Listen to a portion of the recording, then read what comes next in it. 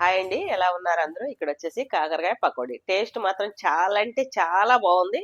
ఇలా పట్టుకొని తుంచితే చూడండి, గుల్లగా ఎంత క్రిస్పీగా, ఎంత కమ్మగా, నోట్లో వేసుకుంటే చాలండి. మీరు నవలాల్సిన పని లేదు, అదే కరిగిపోతుంది, అంత కమ్మగా ఉంది.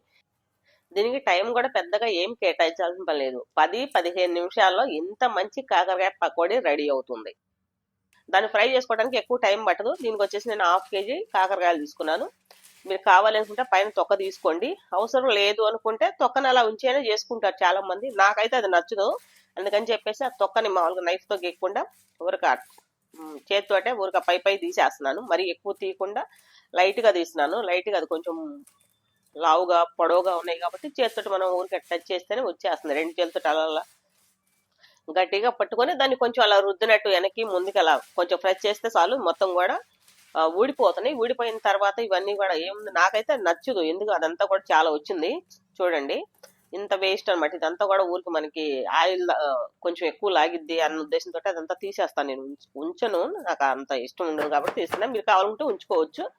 ఇప్పుడు కాకరకాయలన్నీ కూడా ముక్కలు కట్ చేస్తున్నాయి. ఎంతో శుభ్రంగా 1-2 సార్లు వాటర్లో కడిగిన తర్వాత కాకరకాయలన్నీ కూడా సన్నగా కట్ చేసుకోవాలి.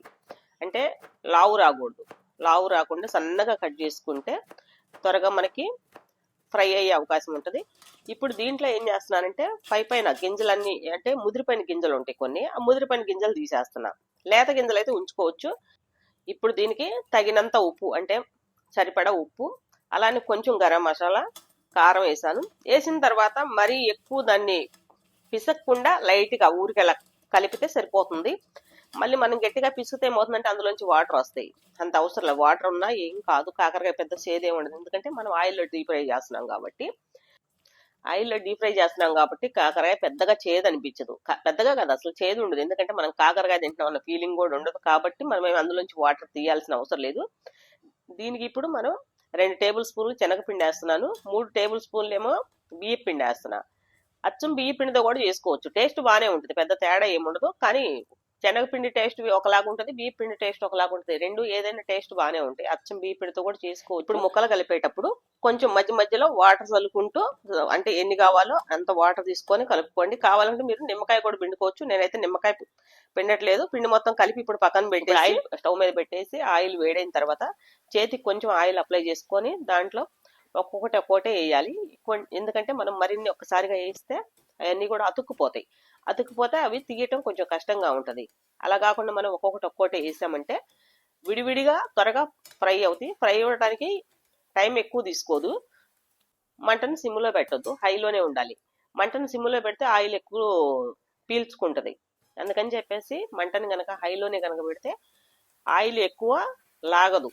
కాకరకాయ ముక్కే కాదు, ఏదైనా మనం డీప్ ఫ్రై చేసుకునేటప్పుడు కొంచెం మంటని హైలోనే పెట్టుకోవాలి. అవి త్వరగా ఫ్రై అవుతాయి, అలానే ఆయిల్ కూడా చాలా తక్కువ లాగిద్ది. అదే కనుక సిమ్లో పెట్టుకొని చేస్తే మాత్రం ఆయిల్ ఎక్కువ లాగే అవకాశం ఉంటుంది. ఇలా మంచి గోల్డ్ కలర్ వచ్చేంత వరకు ఉంచి ఆ తర్వాత తీసుకోవాలి. ఇక్కడ మనం ఎన్నైతే కట్ చేసి కలిపి పెట్టుకున్నాం పిండి, అదంతా కూడా వేయటం అయిపోయింది. అయిపోయిన తర్వాత దీంట్లో కొంచెం పల్లీలు వేస్తున్నాను. పల్లీలు కూడా ఫ్రై అయిన తర్వాత, అంటే స్టవ్ ఆపిన తర్వాత ఆ వేడి నూనెలోనే పల్లీలు ఫ్రై చేసి కొంచెం కరివేపాకు అన్ని ఫ్రై అయిపోయిన తర్వాత తీసి ఇవి కూడా బౌల్లో పోసాను. కాకరకాయ పకోడీలో పల్లీలు వేపి పోస్తే టేస్ట్ బాగుంటుంది. ఇప్పుడు టేస్ట్ చూస్తే మాత్రం టేస్ట్ చాలా అంటే చాలా బాగుంది. మా వీడియో కనుక మీకు ఎవరికైనా నచ్చితే ఒక లైక్, సబ్స్క్రైబ్ చేసుకోండి గ్రీన్ కిచెన్ ఛానల్ని. థ్యాంక్ యూ అండి, థ్యాంక్ యూ. నెక్స్ట్ వీడియోలో కలుద్దాం.